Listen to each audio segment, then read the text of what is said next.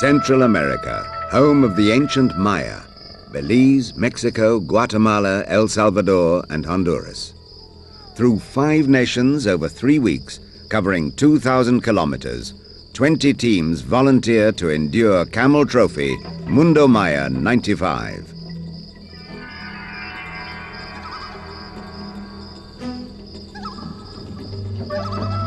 In a matter of days, the teams have just one common aim: to explore the hidden world of the Maya and its history thousands of years old.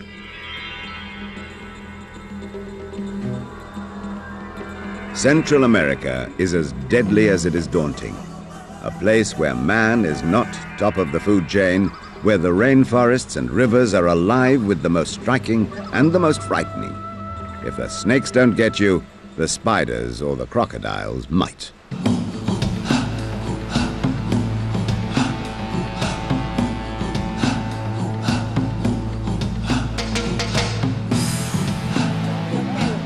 Okay.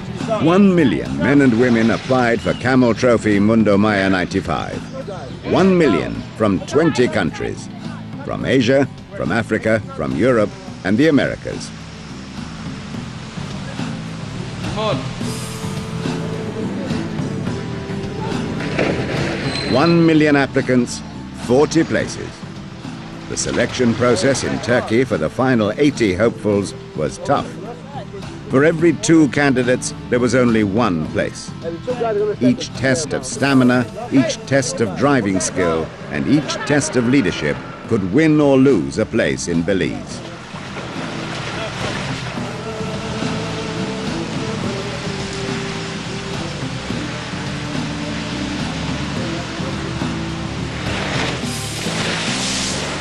After 4 days in the forests outside Istanbul, the international panel of selectors, many of them past team members, had chosen the 16th group of amateur explorers to experience Camel Trophy.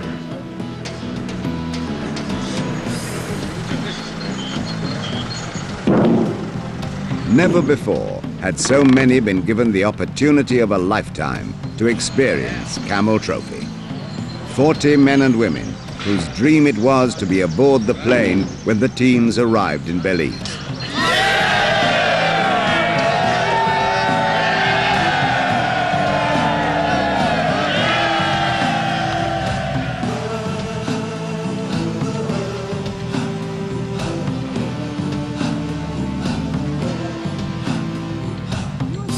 This trail, move to this trail, and then turn to another trail. 13 months since it crossed South America and the Atacama Desert, Camel Trophy is back on the road again. Back in Latin America to hand out more stress and strain to the exclusive club of adventurers who volunteer for action every year. Camel Trophy is 16 years old, but it does not get any softer.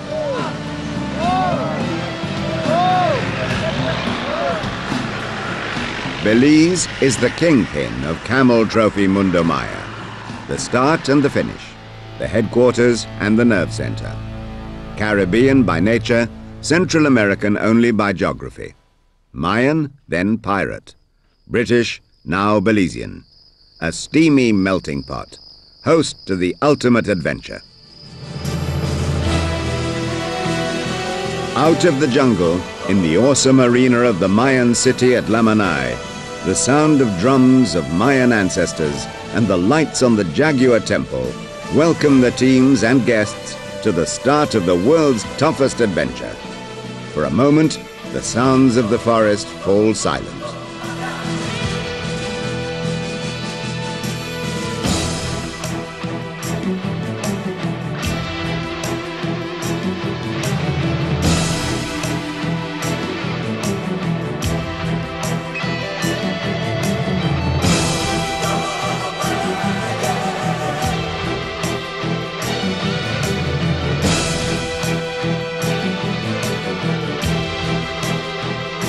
Pensive, but excited, the teams soak up the atmosphere.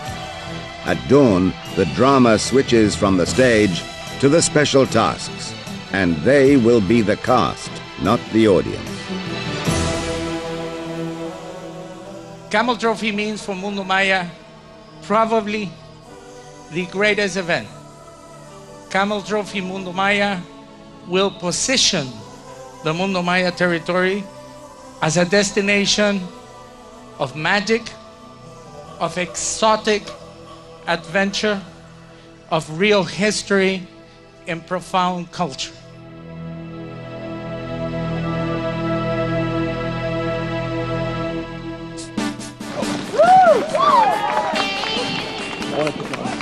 Maybe winch. Okay, two winches.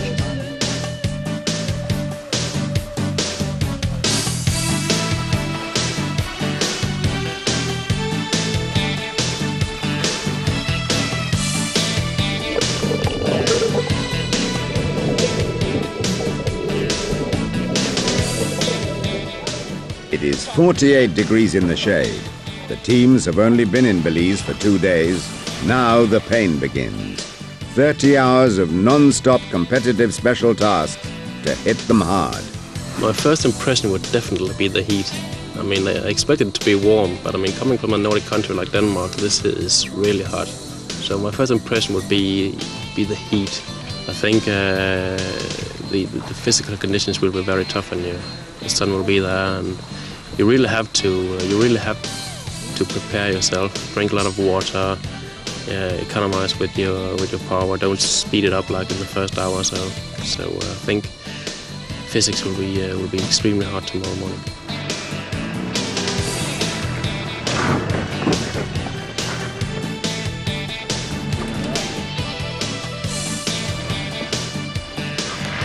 Hard driving, hard orienteering, hard engineering.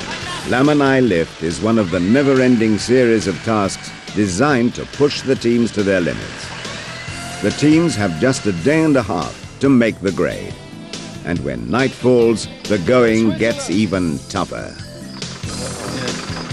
A 15-kilometre course, we've got about 4 hours to do it in. It's extremely humid, looks like there's a thunderstorm moving in from over there steadily. We're just going to drink lots and not go too quickly and make sure we finish it rather than end up not being able to move after 2 hours. 6 hours into the torture of the tasks, strangers are now teammates, muscles are beginning to ache, and the intake of water is well into double figures. It's a very satisfying feeling coming through the finish line right now.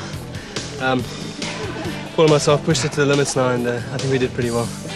I couldn't give any more.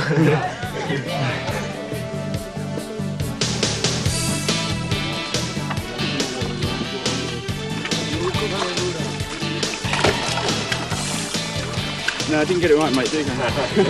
The climate is, I don't know, it's not easy, the climate, sure. The first day that we are here, I think we will be tired and not sick, but tired because the temperature is not useful for us. Just starting. It'll be all right. It seems like first the bee in the eye, then failure on the task. We had yellow.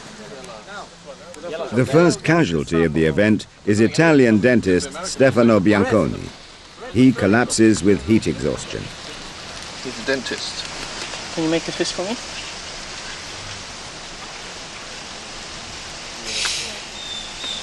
That's a big line, you see. So.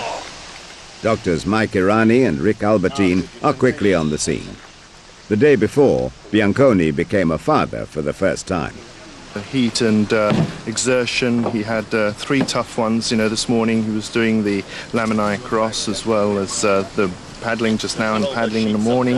It's been really hot. It's 95 at the moment, 65% humidity, probably more. There's a cloud coming over, so it's going to increase. He dropped his blood sugar, he's dropped his blood pressure, and he's a dentist and he knows exactly the symptoms. He should recover, he should get his strength back. He's got another 2 weeks, he's got a convoy, he's got a 2 more weeks of convoy and trophy to go, and he's got special tasks at the end. He should rest up just at the moment, but we'll take it as it goes. We'll see what his blood pressure does, see how he feels, take it from there. Survival, not winning, is now the aim as the impressive convoy of 32 Land Rovers pulls out of Lamanai. Ahead, along some of the worst roads in Central America, are rivers, mountains, dust, mud, and even bandits. After 30 hours and 11 tasks at Lamanai, the Polish team of Marek Klar and Wojciech Sławowiak have beaten the other 19 teams to a strong first place. For 2 weeks, until the second set of tasks back at Znontonich, they will remain leaders of Camel Trophy Mundo Maya. But just behind them, the Greeks, South Africans, the newcomers from the Czech Republic, and injury-prone Italy have not lost sight of winning. Wojciech knows he has a lot to do. The first evening is a long one. The pain of the tasks is replaced with joy of starting the epic adventure through the Mundo Maya. The convoy is heading for the frontier between Belize and Mexico, the second of the 5 nations on the mammoth circumnavigation of the Mayan world. Never before has Camel Trophy crossed so many borders.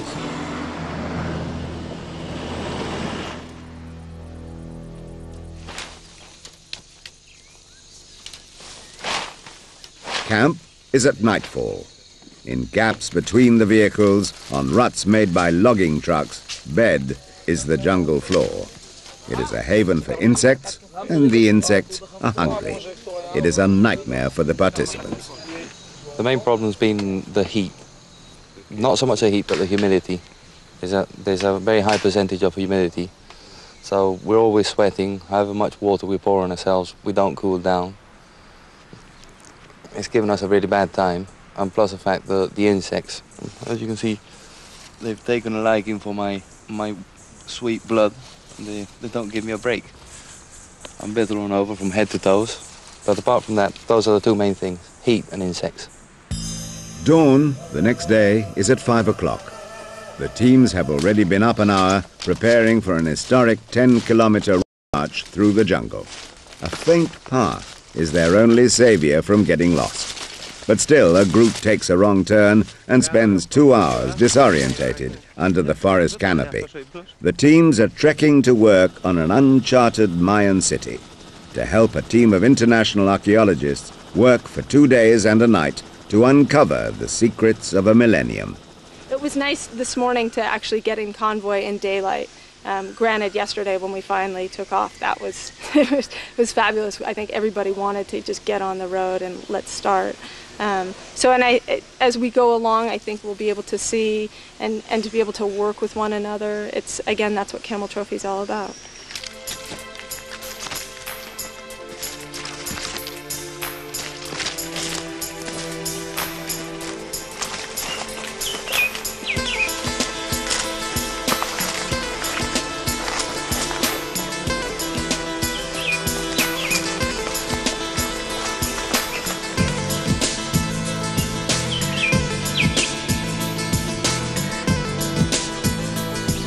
This time we don't know how early it began. Tired after the exhausting march into the forest, the teams meet the archaeologists and are given their instructions to plot and unearth the buried treasures. What we're dealing with here is the lowland Maya, the tropical lowland Maya. And this civilization lasted from, let us say, 800 BC to 900 to 1000 AD, at which time some catastrophe or some environmental collapse occurred, which we're not very well informed. It's very important for us to determine why this area was settled in the first place, and then why it was abandoned, because it's being very badly managed today. The importance of the site at that time was that it was absolutely intact. Unfortunately, at this moment, that's not true any longer. In the last year, the site has been heavily looted. And that was one of the reasons that I talked to Camel Trophy about getting involved in a rescue mission here to gather as much information as we could be before it was further destroyed by looters.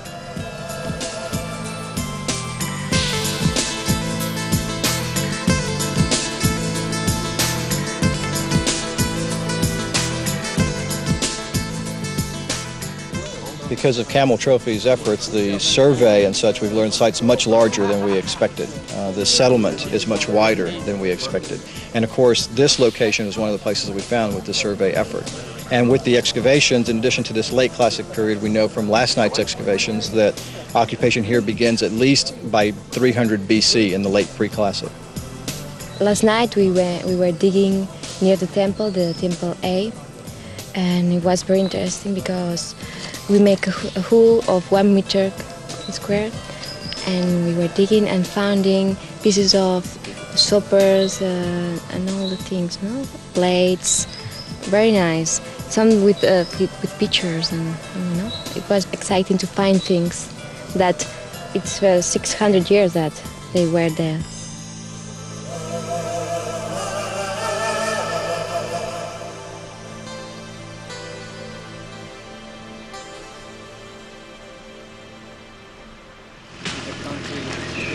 In 2 days, the Camel Trophy convoy achieved as much as 6 archaeologists in a year.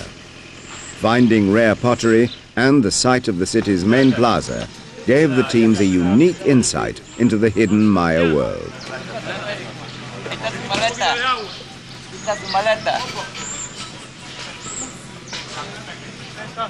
Making history gives the teams a buzz that overcomes their fatigue.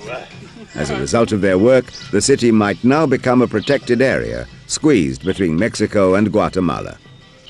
It wasn't that much of a physical task as such. Okay, we did have a 10 or 12k walk-in, but for me, one of the really exciting parts about it is that you really felt as though you were in the jungle, you know, in some sort of tropical jungle, following a very narrow path. And it was great to get to the site and go charging off along the different survey lines and find stuff that very few other people have seen before. I mean, it gave us a chance to do something that I think very few other people get a chance to do in their lives. And it almost gives you a feeling of discovering something for the first time. And it's certainly an element that I think adds to the trophy. And it was great to get out there and go and find these things that so few other people have seen before. Great experience. Still only 3 kilometers from Lamanai. The teams are itching to get back on the move. Only one track leads out of the jungle. If it had rained, the mud would have been impassable. If there had been mud, Camel Trophy Mundo Maya might have spent 2 weeks on the same track. Small pits of black mud sent a few wheels spinning, but the train kept on rolling.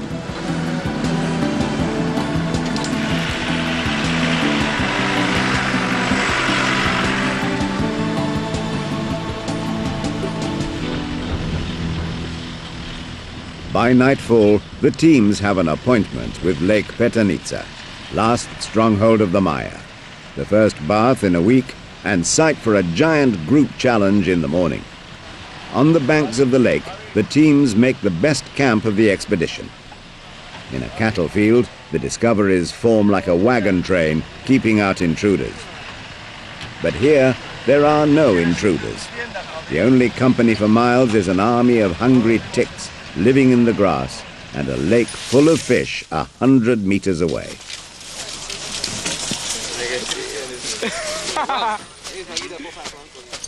The teams are getting noticeably better at pitching tents and preparing supper. Every day, the time for the job gets shorter and the quality better.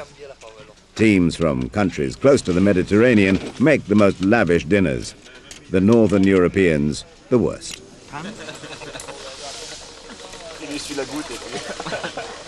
Before bed, a brief chance for Stefano Bianconi to think of Leonardo, the newborn son he has yet to meet. A new day, and the camaraderie amongst all the teams is about to be put to the test in a waterborne challenge. A race between 2 groups using rafts. A race for points towards the special task score. Drop down. Open it, open. Okay. Left. This is right.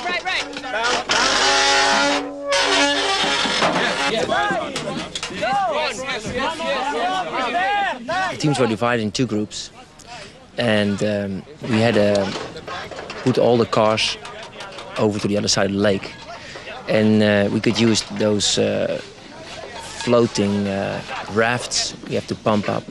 And well, the thing was, who's doing this in the fastest time? We didn't know what was on the other side of the lake, so we went there first and see how we get all these cars through a swampy area to the other bank. And we didn't have enough material to do it for ourselves, so we used each other material, make one good track to the other side. It was not very easy to get on the bank, but with each other material we could make it.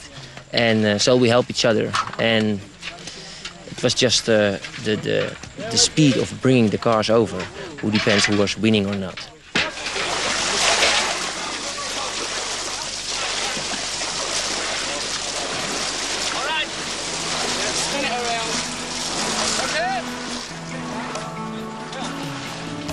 There is no right way or wrong way to cross the lake, no rule book to stick to. Ingenuity is the only guide to completing the challenge. It has been months since a reconnaissance team stopped at the lake. Since then, the conditions have changed, for the worse. Across the water, in the weeds on the other side, the mud is knee-deep. The challenge is no longer beating the other teams, but beating the elements.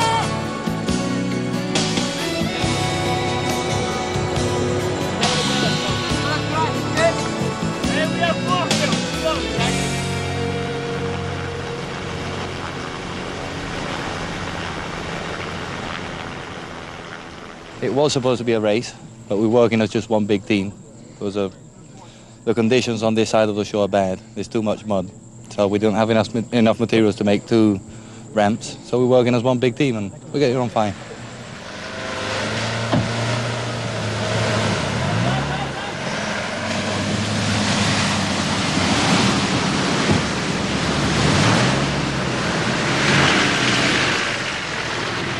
Normally on Camel Trophy, the convoy runs as a whole, often up to 3 kilometers long, each car looking out for the next. In Guatemala, that all changes. Spread out like pathfinders discovering a new land, the teams unfurl Guatemala for themselves. The roads are bigger, but no better than the jungle tracks. Big potholes slow the vehicles right down, and a downpour turns the main road into a river. As trucks and cars wait for it to dry, Camel Trophy keeps moving. This is the real Central America.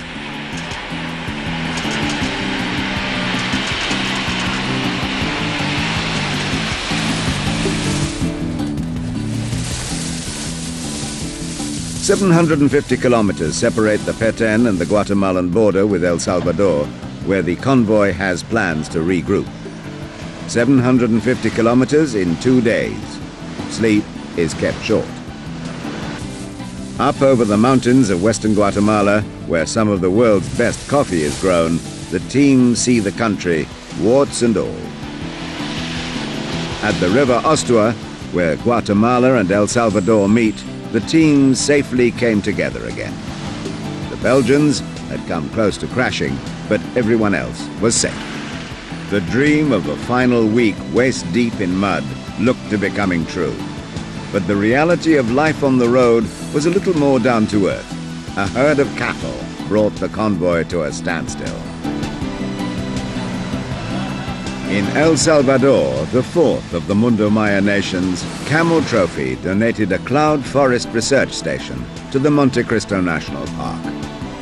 Without further ado, I'd like to ask the Vice Minister of Agriculture if by unveiling this plate I can officially hand over to the authorities in El Salvador and the Monte Cristo Reserve this building donated on behalf of Camel Trophy.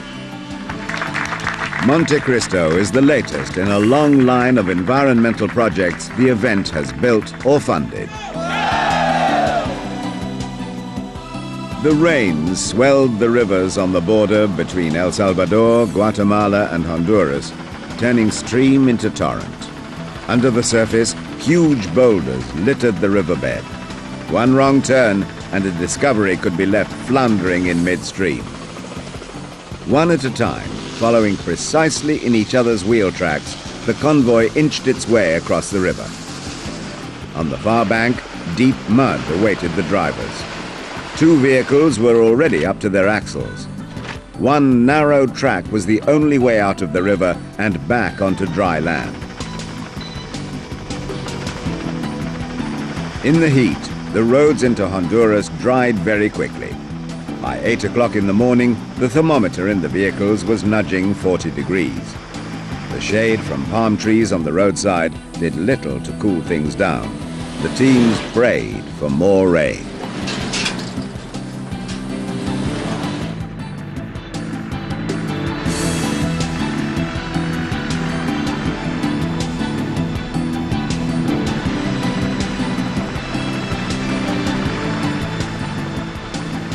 Then, on the widest track in the jungle, with the going good, a lone cow threatened to halt the convoy. Eventually, it thought better of the idea, and the discoveries kept rolling. Honduras, the southernmost point in the exploration of the Mundo Maya, and the heavens are rumbling. A week late, the rainy season looks as if it will finally begin. In the shadow of the ruins at Copan, the greatest Mayan city of them all, the teams celebrate the turning point. The teams grab a snack before a brief night's sleep and a dream of mud for the journey north. Good. Yeah, good. Good. Well, I think it's perhaps not quite what some of the people expect. Camel Trophy isn't exclusively about driving. You get the whole special tasks side of it. You get the challenges during the trophy itself. And driving is only a part of it. I think perhaps people were expecting a little bit more in line with what we had in Turkey in terms of mud and winching, etc., etc. But Camel, I mean, they can't control the weather. That's the way it goes. Sometimes you have it dry, sometimes it's wet. In a way, we've saved ourselves a lot of time in traveling by having it dry. But then we've missed a lot of the fun of the mud and having to winch and that sort of thing.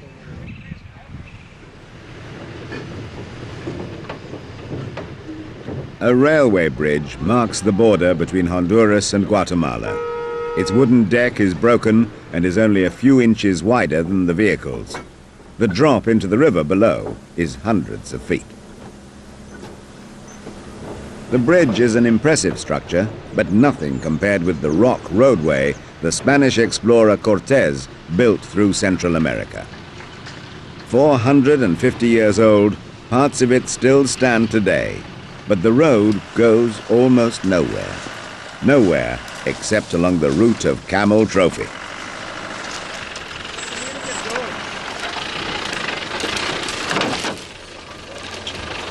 The convoy is the first motorized expedition to follow Cortés' route from Honduras into Guatemala.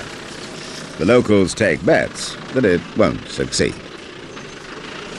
It's getting a bit tough, isn't it? Easy, yeah. But we'll get over it. It's no problem. It's just the odd rock. Okay. Man and machine, muscle and Land Rover, the human and mechanical pairing get to grips with the ancient roadway. After 2 weeks in partnership, the teams and their vehicles are able to tackle anything Central America throws their way. Inch by inch, softly, softly, the teams nurse the Land Rovers over boulders and branches. Speed is not an option. Four-wheel driving at its best is an art practiced with brain, not brawn.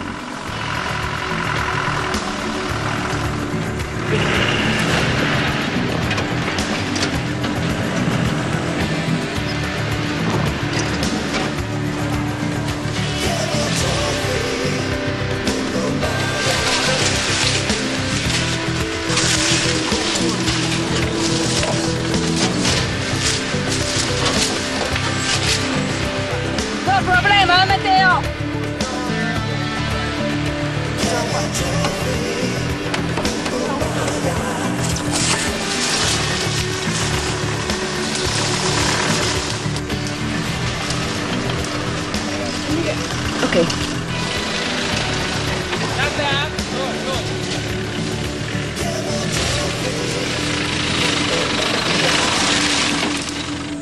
We're enjoying it. The only problem is the heat. It drains you. Really leaves you exhausted. I'm doing the driving right now, but before I was directing. Tomas was my partner, and when you're out in the sun and up the hill and down the hill and with the weeds and everything, it's tiring. I mean, very hard work, very, very difficult driving.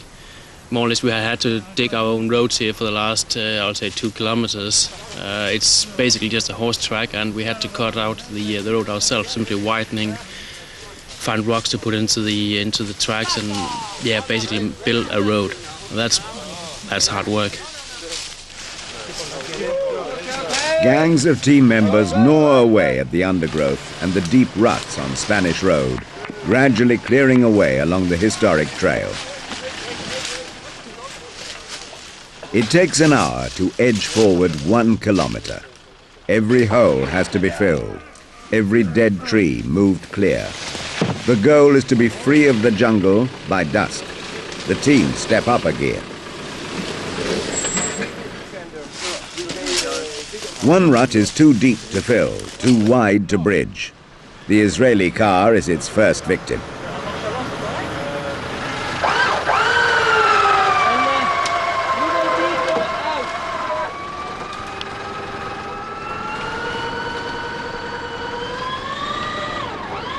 The technique was just to make it safe so the car will not crash at the wall in the other side.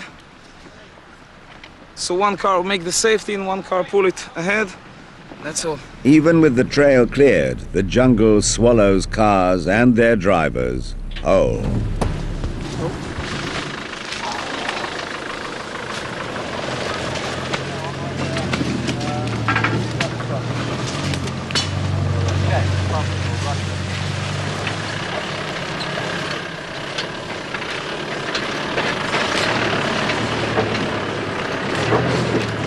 It's indeed a lot more interesting now because we are doing the track which is a little bit more difficult. But of course that means we stop for once in a while because the road has to be cleared. So now there's a lot of people up front clearing up the track so we can keep going. But that happens all the time, so it's a lot of waiting. There's a tree hanging over the road and the cars can't get under it.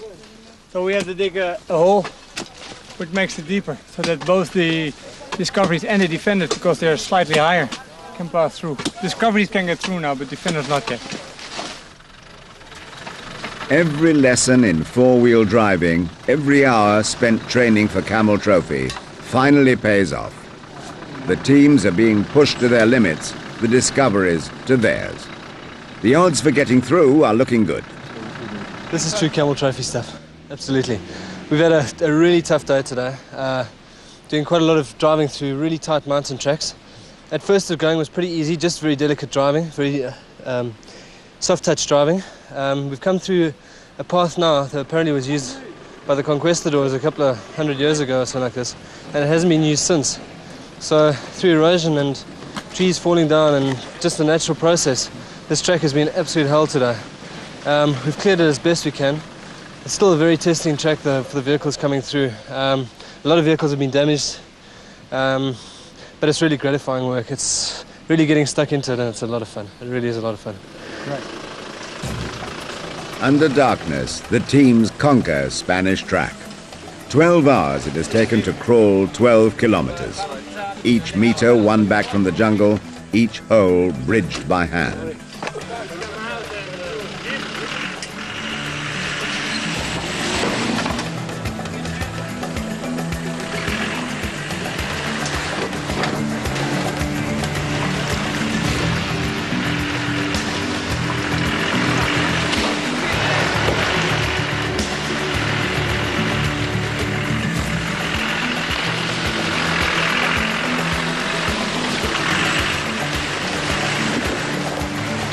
"450 years after Cortés, the modern adventurers escape from Spanish track. For a day, they have been caught in its grip. The reward is Lake Izabal, where the fishermen had bet against seeing the convoy. To them, the impossible had just been achieved. The lake looks like heaven. Its fresh waters lap against hot white sand. The villagers live in thatched huts. Free from the jungle, the insects disappear. The heat drops, and the teams dream of a few days camping on the beach. It's an impossible dream. The clock is ticking. Belize beckons. There is time only for a swim before the convoy moves on again. Guatemala seems never-ending. Up the entire length of its long eastern borders, where roads are rare and where bandits roam, the convoy has 500 miles of motoring before crossing back to Belize.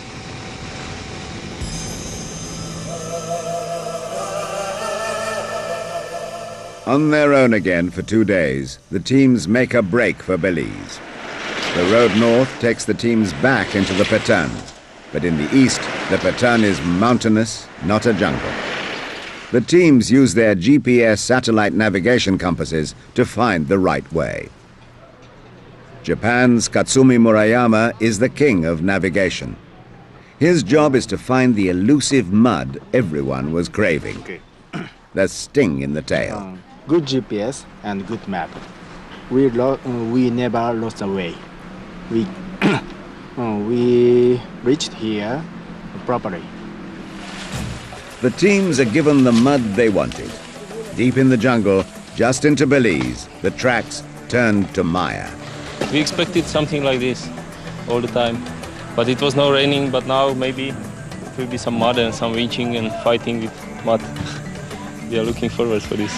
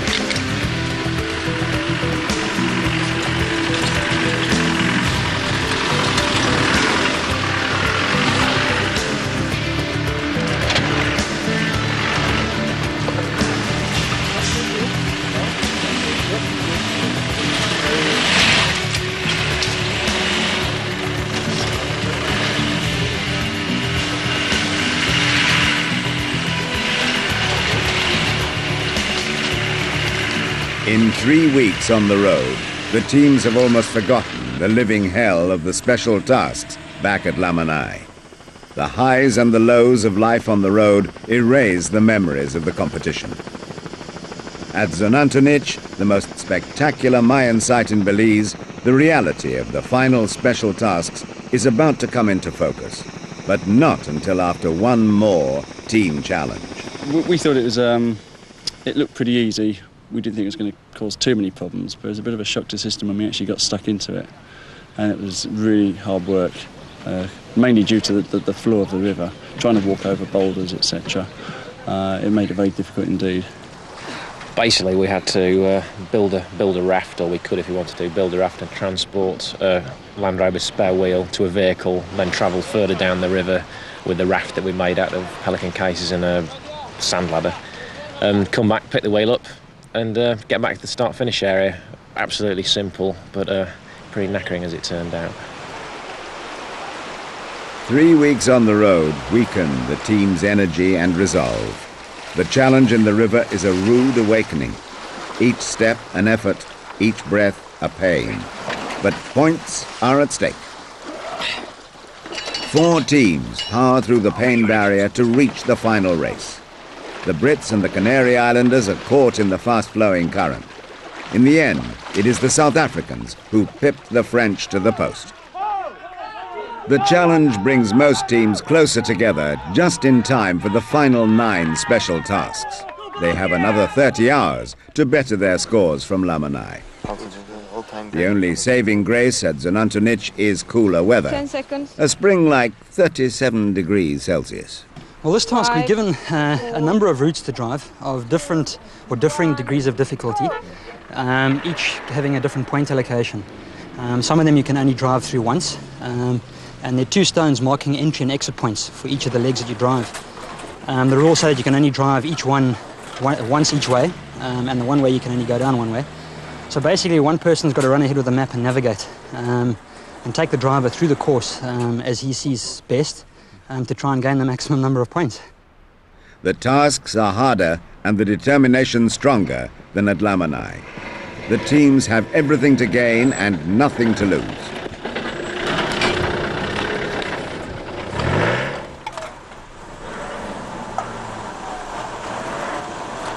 The emphasis is also more on driving. That doesn't impress the Poles, who have to defend their lead. I think but the most difficult thing there was to find the proper way, I suppose, because this is the first time we have the map, and then to be on the road is the most important. I think that Wojtek has a good job, good work. The most physical of the tasks at Zonantunic is Stone Woman, the translation of the city's name. 2 pairs of teams have to recover 200 kilos of Mayan stone from the bottom of the river Mopan. The stone is sitting on the riverbed, 10 feet below the surface. The aim is to lift the Stone Woman with the winch on a team discovery.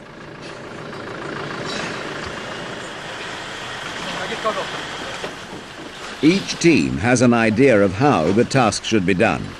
Turkish and English echo across the water.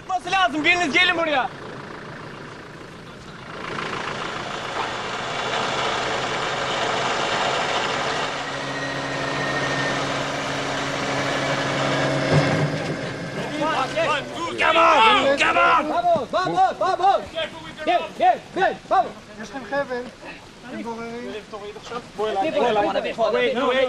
It's not that easy at all. It's a hell of a lot of pulling and tagging we've got to do on that rope. We've got to pull this stella uphill, up the winch cable, because we can't get it level enough. And I tell you, it's hard work, especially after we've been at it since 7:30 this morning. Whew, hard work. In a task not unlike one at Lamanai, the Germans get to bend a few more panels on their Land Rover Discovery.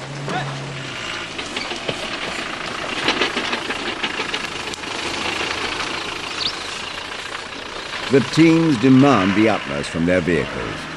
The Discoveries have carried the teams around the Mundo Maya. Now the driving is all about winning the Special Task Award. It's hell bent for leather.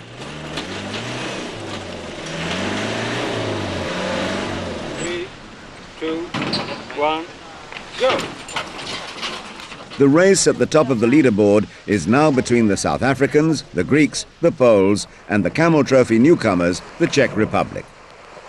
All over Zonantunic, the tasks continue. The Swiss team is on its 4th team member, the participating journalist standing in for Christian Gremu, who cut open his leg on the River Challenge. Stefano Bianconi, the Italian dentist who collapsed at Lamanai, is faring no better at Zonantunic. He is nearing exhaustion, and only the encouragement of Matteo Pellin keeps him going. It's just difficult, you know. Matteo helped me a lot in all the canoeing task. When I get tired, he pushed me and, come on, Stefano. It was really, really nice, and this was a part of the spirit award. The problem is always the same. After 2 hours I felt without salts, and so, you know, also when I drink a lot, I hadn't the possibility to recover. Hi, Stefano! And I get tired. This was really the big problem, but now I know that Camel Trophy is going to the other side, not only vehicles, but more athletics. Matteo continues alone, as does American Jim Sweat. Daphne Green twisted her ankle and is out of the event. Go on.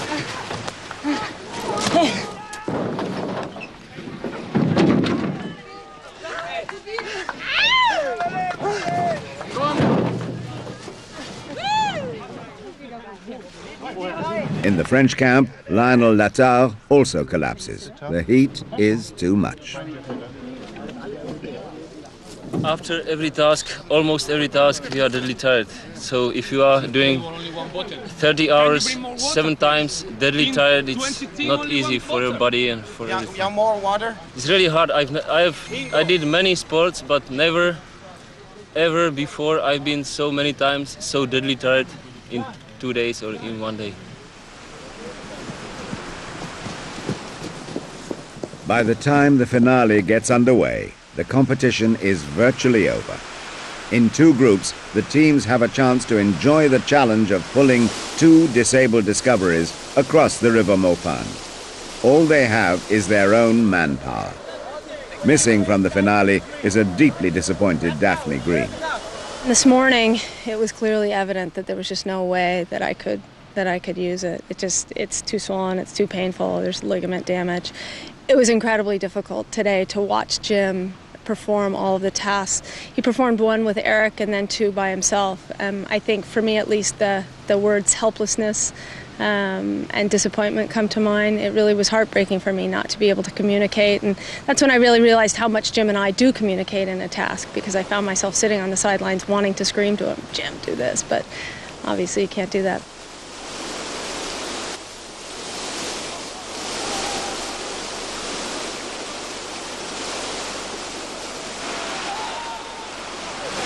The finale is a battle of brawn.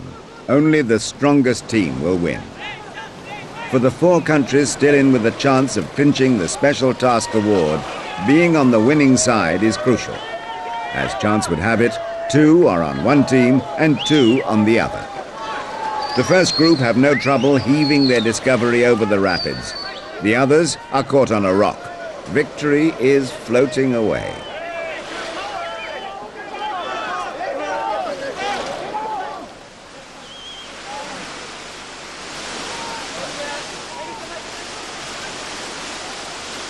Finally, the second vehicle springs free, only to get caught up with the first, which has sunk in 10 feet of water. In an extraordinary show of team spirit, all the teams joined together to free the first car. It looks like a fish tank and now weighs over 4 tons. Every man and woman is needed to shift it.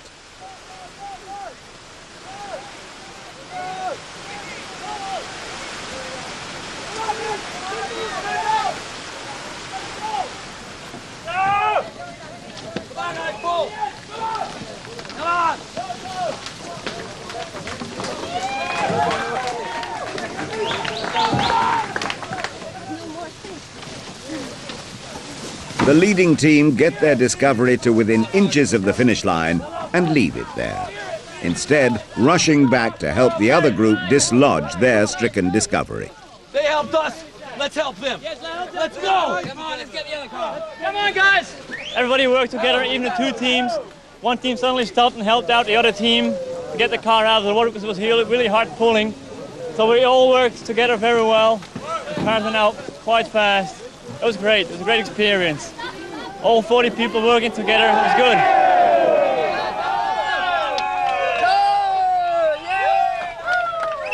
It's a dead heat. Both teams score equal points. We're glad it's all over, but it's been tough. But on the other hand, it's a shame it's all over because we're all going to be going back to our own countries. I don't know if we'll be seeing any more of us, of each other's, and I don't know. It's sad in a way that it's all over. The Czech Republic has pulled off the near impossible, winning the Special Task Award at their first attempt. South Africa aren't far behind, neck and neck with the Poles. France takes 4th and the Greeks 5th. The accident-prone Italians incredibly hang on to 7th. The bouncing Czechs claim their prize at the spectacular award ceremony in the Great Plaza at Zunantonic. There are also 2 other awards up for grabs. First, the Team Spirit Popularity Award, voted by the teams for the team with the biggest contribution to the spirit of the event. Of the 1995 Camel Trophy Mundo Team Spirit Award, with a team spirit factor of 7.1, was a team from Russia. The Russians have been the life and soul of the convoy for 3 weeks. Their supply of vodka has made them many friends. Now they have an excuse to drink some more. In second place, again, the South Africans. For anyone but the winners of the Team Spirit Award, the result is hard. The rest of the top 5 places are filled by the Canary Islanders, the Czechs, and the Belgians. Still, there is one result missing, the Camel Trophy, for the team with the best joint score overall in special task and team spirit. The Camel Trophy, Mundo Maya 1995, is the team from the Czech Republic. That really is an amazing double for the Czech Republic. That is their first time on the event. They've come straight in and they are overall winners. Zdeněk Němec.